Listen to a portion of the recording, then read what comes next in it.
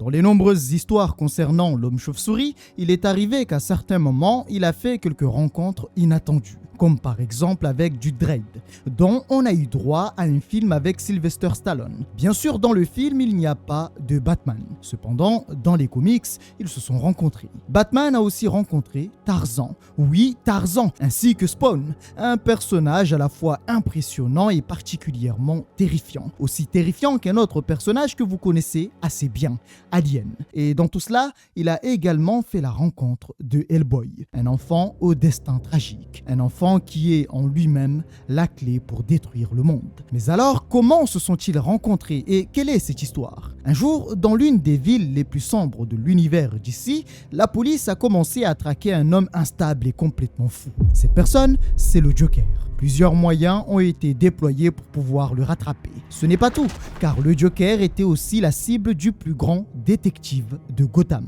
Batman. Ils étaient si rapides que l'hélicoptère ne pouvait pas les suivre. Tout le long, Batman lui demande de se rendre. Mais comme vous l'aurez compris, se rendre était impossible. Le Joker sort alors un objet de sa poche, un objet à son image. Sauf qu'il le fait tomber. Et une fois que cet objet a atteint le sol, une énorme explosion se produit, dévastant une partie de la zone. Après l'explosion, certains ont pensé que le Joker s'était fait exploser. Et on remarque que la seule personne qui reste, c'est Batman, qui à ce moment-là semblait triste. Pendant un long moment, il est resté silencieux et n'a fait qu'observer avant de disparaître. Il savait que le Joker n'était pas mort et que tant qu'il était là, d'autres mourront par ses actions. Alors il est parti rendre une petite visite à Gordon. On constate que Batman n'est pas vraiment bien, car à chaque fois que le Joker agit, c'est déjà trop tard et il arrive lorsqu'il y a des morts. Il fait même savoir qu'il ne sait pas vraiment quel est son prochain coup. Et justement, cela l'empêche de se reposer, de dormir, à tel point qu'il passe des nuits entières à surveiller les rues de Gotham. Plus tard, Bruce va organiser une conférence où il va inviter un certain Ted Knight, qui est dans cette histoire le père d'un homme possédant un pouvoir assez intéressant, dont nous allons voir les capacités un peu plus tard. D'ailleurs, son fils porte le nom de Jack, mais Batman le connaît sous le nom de Starman. Vous avez certainement déjà entendu parler de Ted Knight, car avant que son fils ne soit Starman, eh bien, c'était lui qui portait son nom. Il utilisait une barre cosmique possédant un pouvoir incroyable.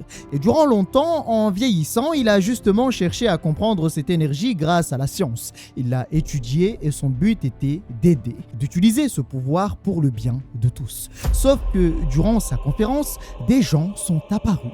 C'est un groupe nommé Skinhead, ce qui veut littéralement dire tête rasée.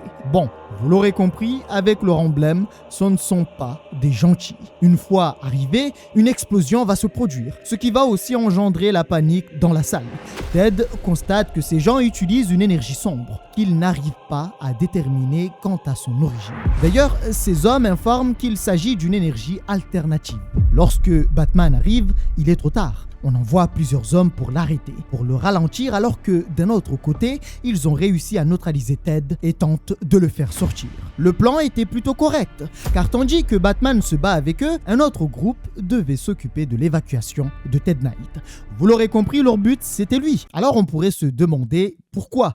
Eh bien, on ne sait pas vraiment. Cependant, ce que l'on sait, c'est que Ted Knight possède une science dont ils veulent peut-être connaître l'origine ou le fonctionnement. Après avoir réussi à récupérer Ted Knight sans que Batman ne puisse les arrêter, l'un des hommes ordonne aux autres de partir, car gérer Batman n'est pas une chose simple. Sauf qu'un certain Danny a décidé de continuer de se battre contre Batman, pensant qu'il pouvait le battre. Résultat, il s'est fait massacrer et les autres l'ont simplement abandonné. Alors le Chevalier Noir va chercher à avoir des réponses et Danny l'informe que cela allait arriver prochainement et qu'ils se reverront bientôt en octobre. Mais Batman ne sait pas de quoi il parle et avant qu'il n'ait eu des réponses de la part de cet homme, ce dernier s'est explosé, ne laissant derrière lui qu'une marque et son squelette. Batman est resté silencieux et savait que tout cela n'annonçait rien de bon. Quelque temps plus tard, durant la nuit, son emblème apparaît, ce qui indique qu'une personne l'appelle. Arrivé sur place, il trouve Gordon et pense que c'était lui qui l'avait convoqué. Mais ce n'était pas Gordon. La personne qui a fait cet appel n'est nul autre que Hellboy. Après avoir entendu ce qui s'est passé avec Ted, il a décidé de venir pour apporter son aide. pour être utile. Mais pour Batman, il se demande pour qui il sera utile, parce que ce n'est certainement pas pour lui. Malgré cela, ils arrivent quand même à se mettre d'accord et à travailler ensemble. Batman a raison. Quelle est la véritable raison? Parce que je suis désolé, Batman n'a pas besoin de lui. En fait, il y a bien une explication sensée à son apparition. Et l'explication, c'est le fait que l'attaque soit paranormale, qu'une force des ténèbres soit à l'œuvre. Pour rappel, Hellboy dans son univers travaille avec le BPRD et le BPRD c'est le Bureau de recherche et de défense contre le paranormal. Alors oui, en fusionnant leurs univers, le BPRD se retrouve aussi dans l'univers DC. Il rappelle aussi à Batman de bien se souvenir des paroles de l'homme qui s'est explosé. Cet homme, appelé Danny, avait dit qu'ils se reverront bientôt en octobre. À ce moment-là, ils étaient encore en mars. Et pour Gordon, tout cela est étrange. À la base, Batman pensait qu'ils utilisaient une sorte de pouvoir électrique. Mais rapidement, Hellboy fait comprendre que ce n'était pas le cas. Ce qu'ils utilisent, c'est de la magie. Et il est difficile de faire la différence lorsqu'on les affronte au début. C'est pourquoi Hellboy va profiter de son avantage en termes d'informations sur ces gens pour faire en sorte que Batman soit de son côté. Et surtout qu'il lui fasse confiance. Mais vous le savez, la confiance, ce n'est pas une chose que Batman accorde facilement. On comprend rapidement que c'est Hellboy qui veut travailler avec lui. Et d'ailleurs, il insiste pas mal. Alors qu'ici, on voit que le Chevalier Noir préfère travailler seul. À ce moment-là, Batman n'avait quasiment pas d'informations. Et grâce à Hellboy, on apprend que la raison qui pourrait expliquer pourquoi Ted Knight a été capturé, c'est justement pour ses capacités et ses connaissances en ce qui concerne la magie. Mais le truc, c'est que Batman ne comprenait pas pourquoi kidnapper un scientifique alors qu'il convoite la magie. Alors Hellboy lui fait savoir que la raison est que les rites utilisent des formules et de la physique, mais aussi de la science, même si au fond on ne comprend pas vraiment cette science. Justement, ils veulent utiliser Ted Knight pour les aider dans leurs objectifs. La conclusion pour Batman, c'est que tout cela n'est que théorie. Ils sauront si tout cela est vrai lorsqu'ils auront retrouvé Ted Knight. Depuis lors, n'ayant pas vraiment le choix, l'homme chauve-souris s'est retrouvé à traîner avec Hellboy. Ils se sont mis à enquêter sur la magie pour pouvoir trouver les personnes qu'ils cherchent et obtenir quelques réponses. Pour cela, ils rendent visite à un gars qui les envoie vers un certain Giovanni, réputé pour être juste un simple voleur. Mais cet homme affirme l'avoir entendu parler de magie.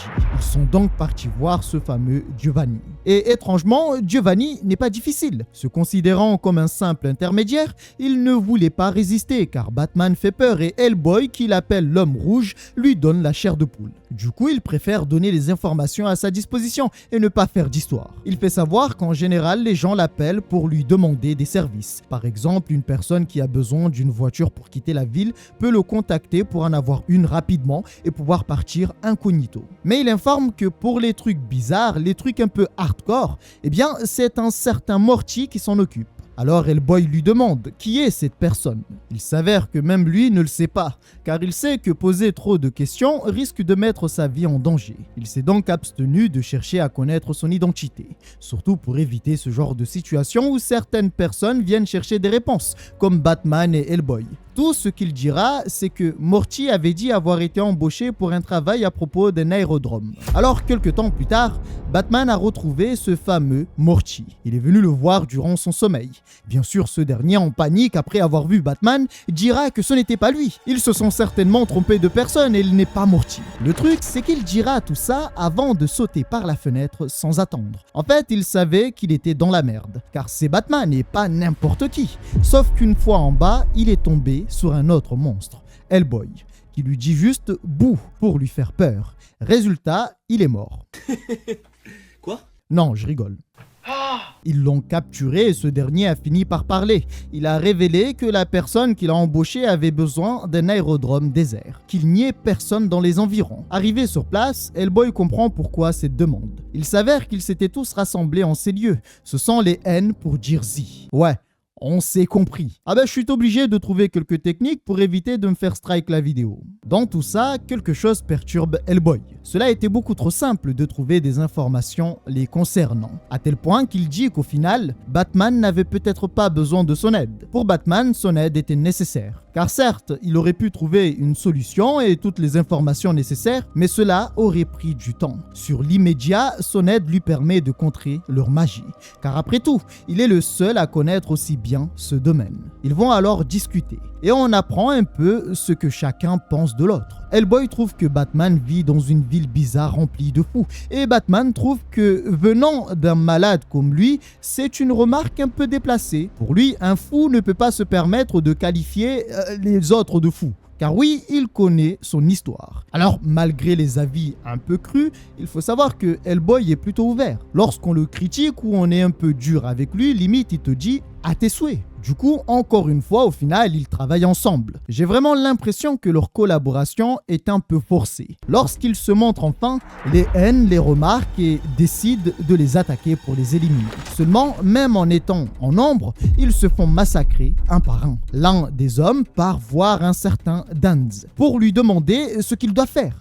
Tout ce qu'il demande, c'est qu'il retarde les assaillants. Les haines décident alors d'utiliser un sort appelé le sort de passage pour permettre à Danz de pouvoir partir vers un lieu nommé San Diablo. Après avoir entendu cela, Hellboy demande à Batman de s'occuper de l'avion, tandis que lui gérait les haines et leur magie. À ce moment-là, l'avion est déjà sur le point de partir, et pour pouvoir le suivre, Batman s'accroche à la roue. Sauf qu'un homme à bord de l'avion va se sacrifier pour l'empêcher de les suivre. Il se jette sur lui, provoquant leur chute. Et Batman va l'utiliser pour éviter d'être gravement blessé au moment de l'impact. Pendant que tout cela se passe, comme prévu dans le hangar, un autre groupe commence le rituel.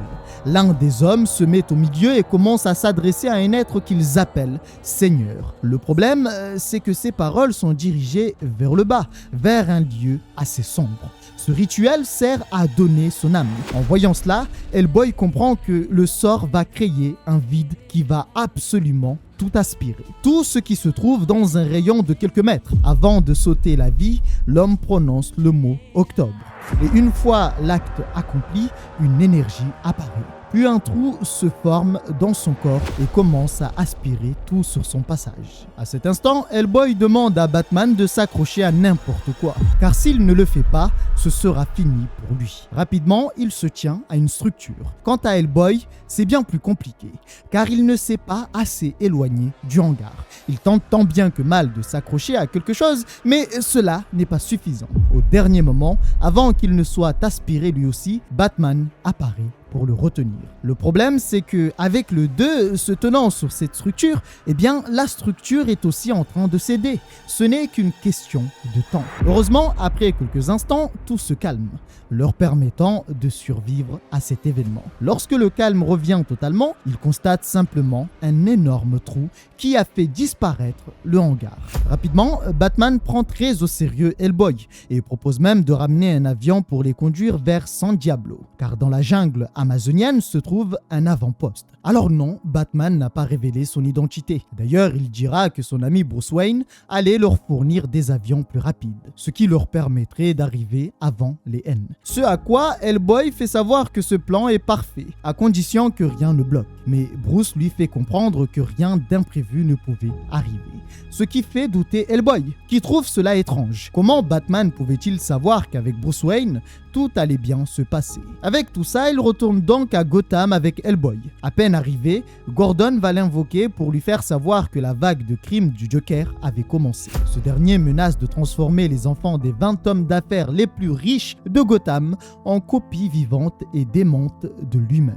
Vous l'aurez compris, Batman ne pouvait plus continuer avec Hellboy. Cependant, comme convenu, il allait quand même lui donner un avion pour qu'il puisse mener à bien la mission. Sauf que dans tout ça, Hellboy n'était pas sûr de pouvoir réussir seul. C'est là qu'un homme apparaît. Cette personne possède le pouvoir de Starman. Ted Knight était l'ancien Starman et avant de prendre sa retraite, je l'ai dit tout à l'heure, il a légué ce pouvoir à son fils. C'est justement lui qui est apparu. C'est lui le nouveau Starman. Comme convenu, Batman a mis un jet privé à leur service. On remarque que Batman est toujours aussi tendu, même lorsque l'on fait des blagues. Il va donc leur souhaiter bonne chance dans leur mission. Mais lorsqu'on lui renvoie cette chance, il dit qu'il sait parfaitement ce qui l'attend, car ils sont de vieux amis. En parlant bien sûr du Joker. En voyant cela, pour Hellboy, il faut que Batman prenne des vacances le plus rapidement possible. Durant le vol, Hellboy va questionner Starman pour savoir s'il connaît la raison pour laquelle son père a été kidnappé. Il s'avère que son père avait combattu les N depuis longtemps et pour lui, il se peut qu'un vieux N veuille le retrouver pour se venger de lui. Alors cette explication ne tenait pas debout, car comment explique-t-il le fait qu'il n'ait pas tué son père sur le moment, mais qu'ils aient préféré l'amener avec eux? Alors il lui demande s'il y a un lien métaphysique avec son père. Tout ce qu'il sait, c'est que son père a combattu le crime aux côtés de Dr. Fate, du Spectre et d'autres héros durant de nombreuses années. Il a même rencontré un démon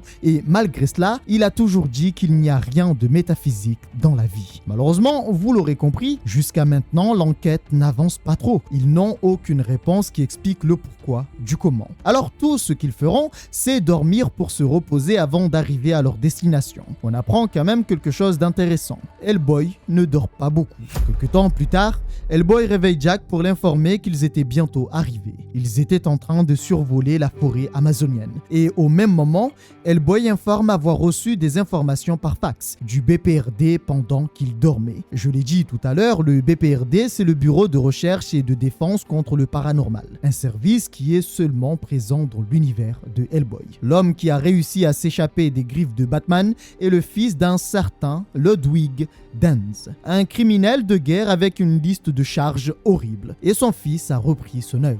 Ça, ce sont les informations que Hellboy a pu obtenir grâce au BPRD. Arrivé dans la zone, Hellboy lui propose un parachute.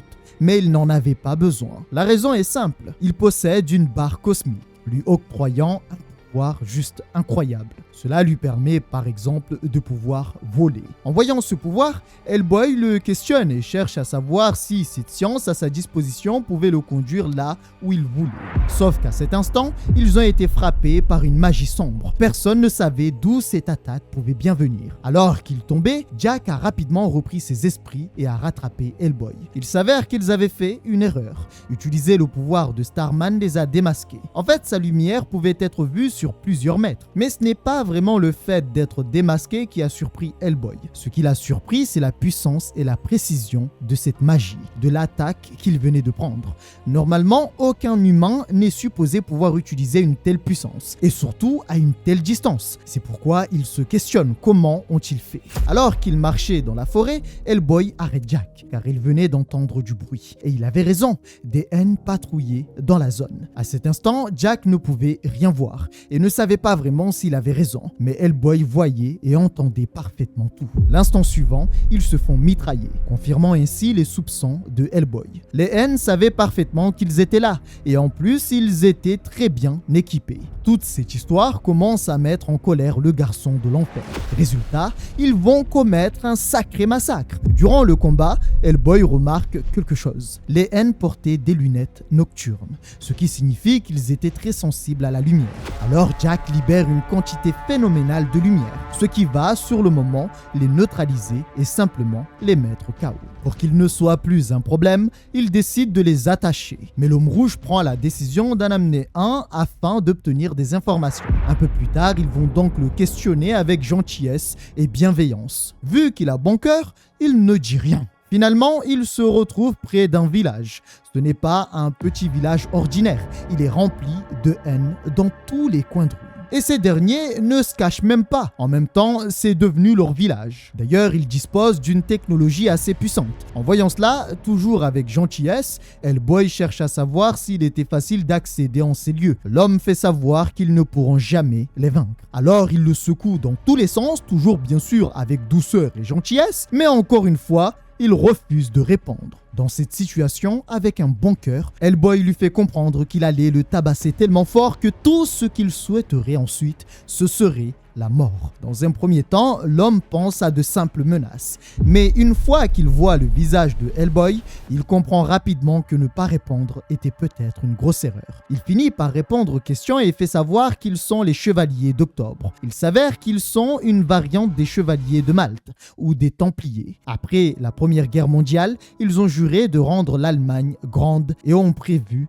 de gagner la prochaine guerre. En les écoutant, l'homme se met en colère et fait savoir que certes, certes, on se moque d'eux maintenant, mais que plus tard, ils verront lorsqu'ils auront gagné. Alors Jack demande comment ils allaient faire. C'est là qu'il explique qu'ils gagneront après avoir invoqué une entité ancienne pour instaurer l'ordre. Hellboy lui demande alors comment allait-il l'invoquer.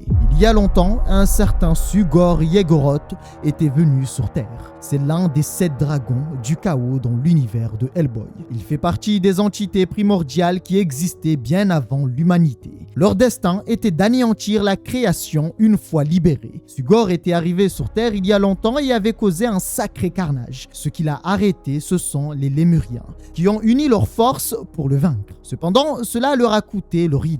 C'est justement l'une de ces entités qu'ils veulent invoquer. Dans tout ça, Jack demande ce que son père, Dead Knight, vient faire dans cette histoire. Il n'est qu'un scientifique, alors quel est le lien avec lui? La raison, c'est que Knight connaît très bien les étoiles. Et eux ont à leur disposition des appareils capables de tirer de l'énergie. Ils ont donc besoin de lui afin qu'il les reconfigure pour capter l'énergie d'une étoile particulière, la lumière maternelle de Sugor Yegoroth. La puissance de cette étoile allait le ramener à la vie.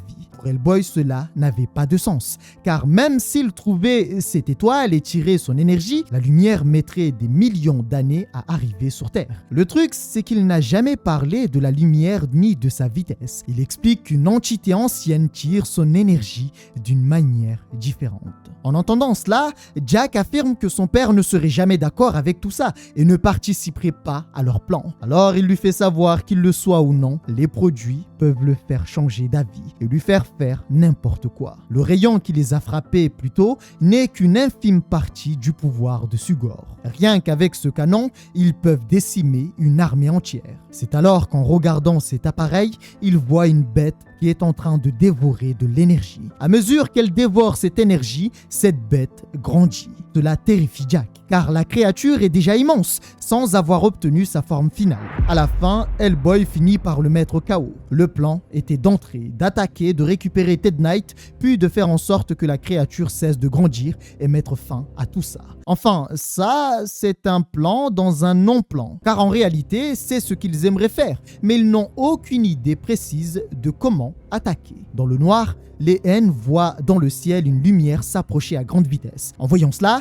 ils se regroupent et sans hésitation vident leur chargeur. Cette lumière, c'est Jack qui avait décidé d'attaquer par le ciel. Après la première attaque, un homme part informer Danz qu'ils sont attaqués. À côté de Danz se trouve un homme inconscient, assis et immobile. Cet homme, c'est Dead Knight. L'homme annonce que l'assaillant est un super héros. Danz demande alors qu'ils gagnent du temps, car ils sont proches de leur objectif. Il ne reste plus qu'une heure avant que Yegoroth soit totalement formé.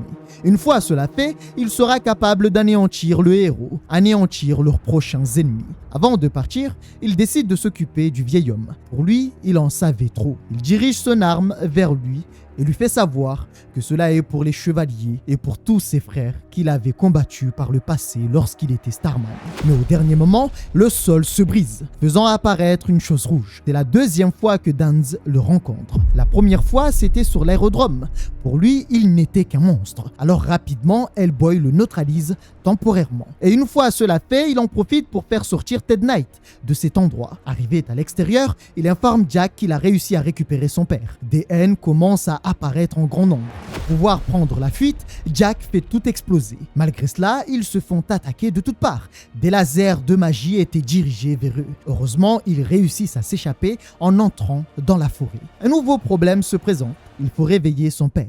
Mais Jack ne sait pas comment faire. Hellboy lui donne alors une seringue et précise que c'est un antitoxine qu'il garde sur lui, car il a vu que ça marchait sur toutes sortes de choses. Grâce à ça, Ted se réveille enfin. Le coup de la seringue, je le trouve vachement culotté. Après son réveil, il en profite pour obtenir des réponses. Dead Knight explique qu'une fois enlevé, il était comme enfermé dans son corps. Son corps bougeait tout seul et faisait des choses, tandis que lui était coincé dans sa tête. criant sans que personne ne l'entende. Hellboy comprend alors qu'il voyait tout et c'est ce qu'il a construit pour réactiver une entité ancienne. Il s'avère que Ted a d'une certaine manière saboté leur machine. Comment? Eh bien, lorsqu'ils ont utilisé un mauvais câble, il n'a rien dit. Et comme il était contrôlé, personne n'a cherché à comprendre parce qu'il ne parlait pas trop. Il explique que si son fils attaque l'appareil avec assez d'explosions cosmiques, l'énergie provenant d'autres étoiles pouvait surcharger le noyau. Alors, il n'est pas certain que le monstre mourra après l'explosion, mais la ville n'en ressortira pas indemne. Le plan est plutôt clair. Mais le danger est immense. Hellboy demande alors à Jack s'il est conscient de ce qui pourrait se passer.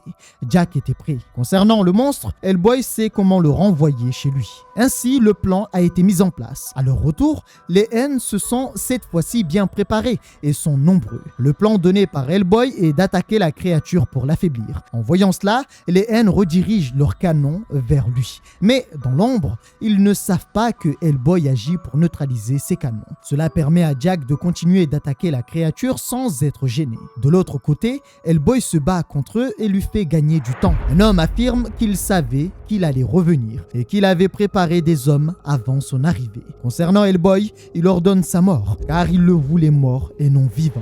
Grâce à son bras droit et sa force surhumaine, Hellboy détruit les structures, provoquant l'effondrement du bâtiment. Une fois cela fait, il donne le signal à Starman qui devait échanger de rôle avec lui. La créature a grandi et sa taille est désormais gigantesque. Une fois les rôles échangés, Jack devait surcharger l'appareil en énergie. Et concernant Hellboy, il allait utiliser un rite. Car depuis longtemps, il existe un rite lémurien permettant de renvoyer le monstre chez lui. C'est justement ce que Hellboy va faire, réciter des paroles pour le renvoyer chez lui. La tension est à son paroxysme. L'un surcharge l'appareil, l'autre récite le rite.